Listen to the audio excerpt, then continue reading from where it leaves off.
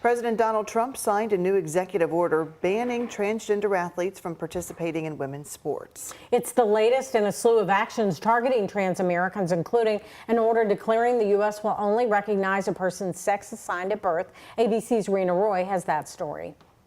Yet another sweeping mandate from President Trump targeting transgender Americans. This latest executive order, called Keeping Men Out of Women's Sports, bans transgender athletes from participating in women's sports, fulfilling one of Trump's main campaign promises. To defend the safety of athletes, protect competitive integrity, and uphold the promise of Title IX.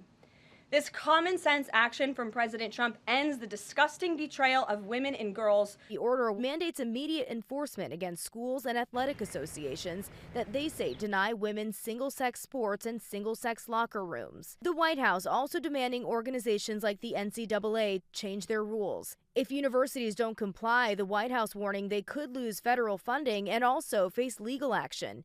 Critics worry the order will only lead to increased discrimination and harassment. This has never really been about trans people in sports, and particularly trans women and girls in sports. This has always been about trying to erase us from society. The ACLU is already suing the Trump administration over a different executive order blocking gender-affirming care for those under 19 years old. This is part of a wide range of attacks on the trans community everywhere in their lives, their passports, their athletic fields, schools, and now their doctor's offices. Trans people belong in every community, in every family, in every school, and so demonizing them is not part of, I think, the American promise.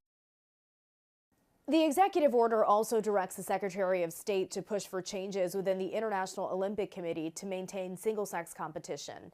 Rena Roy, ABC News, New York.